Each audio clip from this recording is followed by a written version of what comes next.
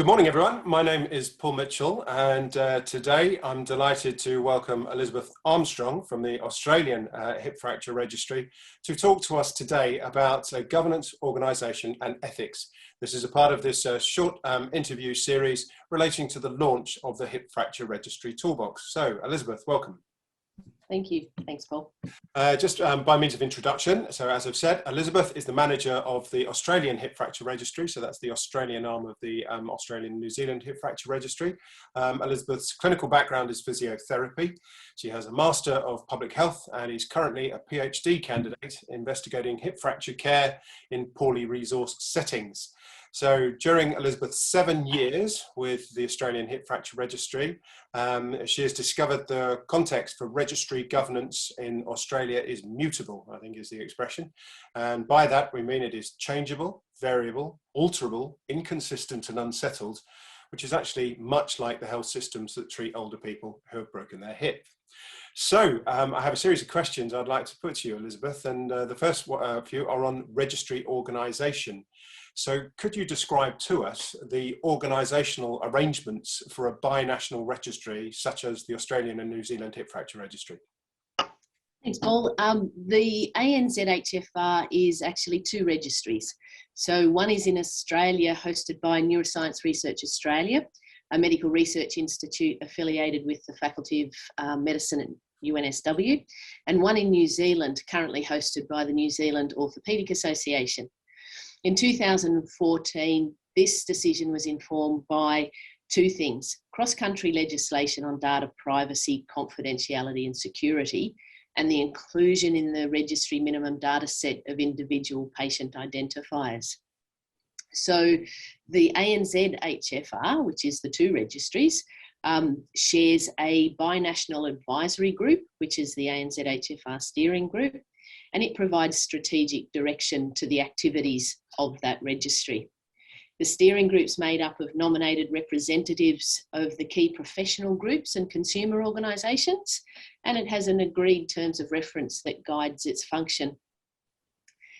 In our context in ANZ, the binational approach aligns with many of the ANZ clinical societies, such as the Australian New Zealand College of Anaesthetists, the Australian New Zealand Orthopaedic Nurses Alliance.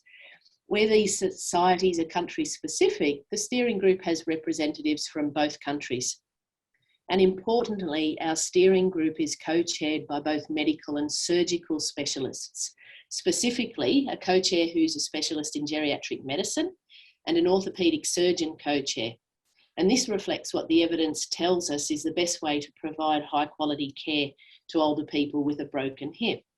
That is shared care by both an orthopaedic surgeon and a geriatric medicine specialist. And in this way, the registry models what we want to see out in the health system. Well, that's very helpful, and thank you for that oversight of the organisational arrangements. So can I ask, are subgroups established with specific responsibilities? And so what I mean by that, is there a dataset subgroup, scientific and publications committee, that sort of thing? Yeah, that's right, Paul. So the steering group has a data management committee, and it oversees and reviews the minimum data set to ensure it's fit for purpose. It also reviews any requests for access to non-identifiable registry data. And the committee makes recommendations to the steering group. This committee was set up early on in the life of the ANZHFR because that data governance component is really important in both Australia and New Zealand. There's also a research subcommittee that investigates ways to use the data to answer specific and additional research questions. And they are tasked with looking for ways to continue that improvement in care provided to older people. It's a newer committee and was established after the first 3 to 5 years because initially the data was the important thing and we didn't have the data to answer any of those research questions. Again, both subcommittees have representation from both countries, and both countries have what we call an operational management group. In Australia, we call that the Australian Management Group. In New Zealand, it's the Implementation Committee. And those two groups are have membership from each of the countries and are probably where the most difference sits with the running and the operational aspects, because they are specific to the context in which they operate, Australia and New Zealand. Right, thank you for that. So let's move on to the challenging question of ethics and governance. And I think you've got an awful lot of experience you can share with colleagues who are at the beginning of their registry journeys here. So specifically for those colleagues who would like to establish a new registry, what do you consider to be the primary issues that they should think about regarding governance for hospitals to participate in the registry? So this is where the local context really starts to come into play. And in the Australian and New Zealand context, the three primary considerations are the collection and the storage of the data, how the data will be used, and the time frame to get started. So there's several options in Australia and New Zealand for registry governance. Because the AZHFA minimum data set includes individual patient identifiers, such as name, date of birth, the primary relevant issue was working out how the registry would store, use, and report that health information. Because the registry knew that it wanted to link with other data sets held by other agencies to allow accurate reporting of outcomes such as survival at 12 months or 5 years, we needed to think about how data sharing between those parties would work. And we also knew that future reporting would ideally include identifying hospitals, just like the UK National Hip Fracture Database has done. And this required thinking about the implications of identifying hospitals and by extension, potentially identifying individual clinicians. So those considerations led us to using that research ethics and governance framework for the approval process. The other consideration is time. And so some other options that are available would take longer to implement. So it was a balance of getting started, data privacy, achieving the registry purpose, and that is to improve outcomes for older people with a hip fracture. And considering these things, it narrowed the available options so that in both countries, we use that human research ethics framework that provides specific guidelines for the collection of personal information in medical research. Right, indeed. So a follow-up question is, to what extent does the ethics approval process, which is going to be so important to engage many hospitals in other countries in registries, to what extent does that approval process vary between and within countries? Between Australia and New Zealand, the key requirements of an ethics review and approval, and then a site-specific or governance review is the same. So we both countries have to go through that same process. Where it differs is in Australia, because we are a Commonwealth of Federated States, we have a separate, or we have chosen to use a separate ethics review process in each state. So it's a bit like having 7 countries for us, because each of those jurisdictions will have different requirements for the review and approval of the registry. In the past few years, there's been a push in Australia to move the ethics governance process to an online system. This will be really helpful when it becomes commonplace. But again, there isn't the standardisation across jurisdictions, and we'll have different online systems with different functionality in all of those states. So the 2 levels of approval, which is ethical review of the merits of the project or the registry, and then the governance review, which is done at the level of the hospital. And it's about budgets, costs, and resourcing for each hospital to participate. The different state-based legislations in Australia also affect that approval process. So in one of our states, we have an additional level of approval that needs to be done between ethics and governance to allow us to collect that identified information. So in most states, it's 2 levels of approval. In another state, it's 3 levels. And so that creates some complexity because changes to legislation has the potential to impact that approval process. So we have timelines anywhere from 2 months at best in the early days through to 18 months, depending on the approval process, whether it sits in the public or private space, how busy the clinicians are, because this participation is additional to their usual clinical work. And so sometimes it can take a little bit of time to go backwards and forwards to get those approvals in place. At that time isn't wasted because it allows sites to look at the process around how they will implement that data collection. So whilst we're waiting for the approvals, we work with the sites to look at ways that they may be able to implement that data collection. And two key factors are a local hospital steering group of all of the local stakeholders. So that's an important thing to set up whilst waiting for the approvals. The other thing is to have a clinician who is responsible for the registry so they can ensure that the delegation of the data collection happens and that the data collection actually occurs. And they also ensure that the data is used for review and to improve care.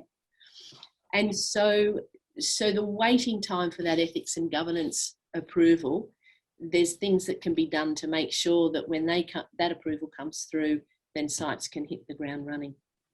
Yeah, absolutely. So, just one point you raised there is the importance of having a hospital hip fracture advisory group.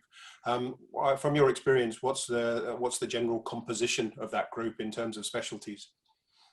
So it follows the patient's pathway. So we start with the emergency department, anaesthetics, orthopaedics, geriatric medicine, or where geriatric medicine physicians are not available, then general physicians or other physicians that are potentially involved.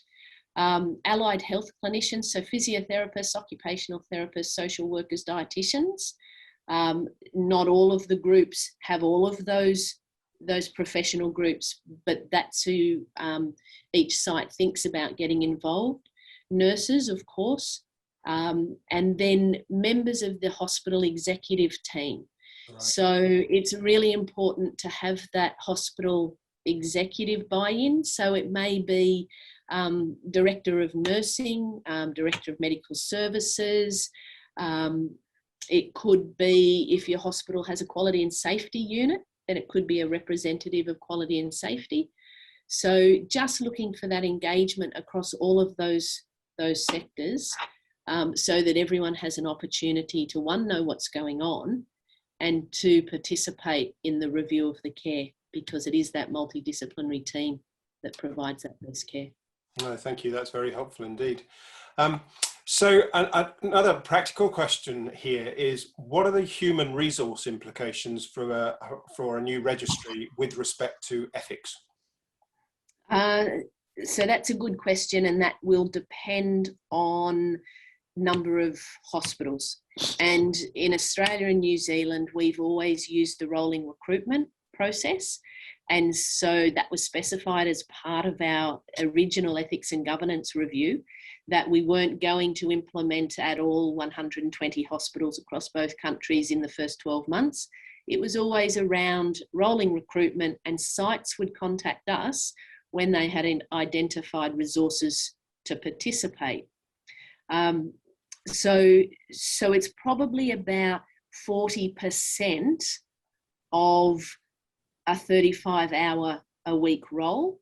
Right. But if you have someone who's only 10 hours a week, that would reflect the number of participating sites, and so it would be 40% of that 10 hours as well. But that really does reflect the volume and number of hospitals that are participating. So so one of the decisions that the ANZ registry made early on was to centralise that approval process. Again, recognising that clinicians are volunteers in their participation. So trying to reduce the burden for those participating sites from an administrative perspective.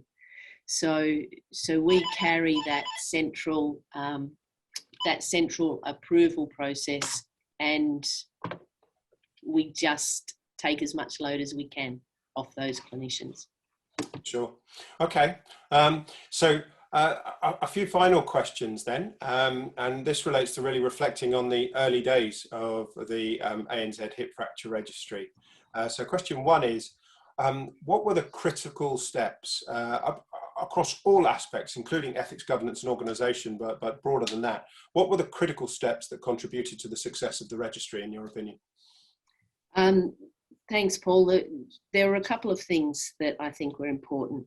As I've just said, taking on as much of the ethics and governance administration as possible. It reduced the burden on the clinicians and allowed that participation just to gradually roll forward. The second thing was early and broad engagement with stakeholders, especially at senior levels within the national and state health systems and the clinical specialty groups. This ensured that they were aware of the registry early on, and they could provide really valuable advice on negotiating the system and the local context. Excellent.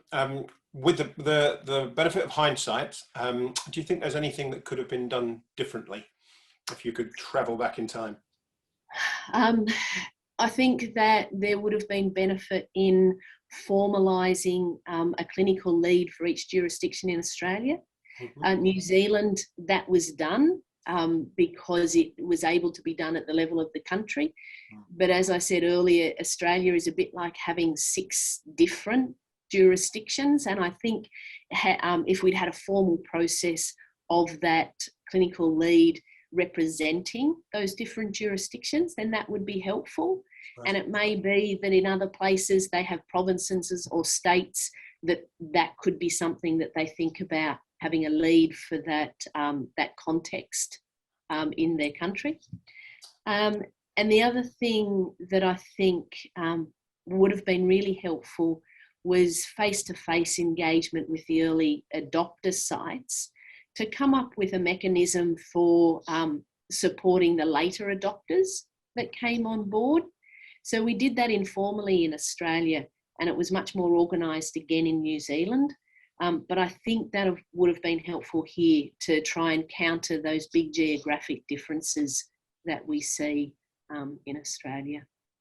Okay, no, those are very helpful insights. So a final curveball question for you, if you like, is having been the manager of the Australian Registry now for 7 years, what top tips, expectations would you give to your future counterparts in other countries? What are they in for? A lot of hard work, but it's a really fabulous space to be working in. Persistence and perseverance, I think, are probably the key things, and looking at achieving the small milestones rather than thinking about how big the mountain is to develop a national registry. Really looking for small goals that are achievable in a time frame that maintains the motivation, then I think that's probably the key, is just not to get overwhelmed with the scale of what's ahead, because little steps will get you there. Absolutely wise words. Well, look, thank you very much, Elizabeth. Your insights will prove invaluable to colleagues elsewhere in Asia Pacific and across the world. So thank you for your time today. To everyone who's tuned in, this, as we mentioned at the beginning, is part of a series of interviews addressing practical aspects of implementing hip fracture registries and starting to undertake hip fracture audit, which will be launched as a YouTube channel coincident with the publication of the Hip Fracture Registry Toolbox. We really hope that piece of work is a distillation of the lived experience of colleagues like Elizabeth across the world to help you all in your journeys to establish hip fracture registries in your country. Thanks very much for tuning in.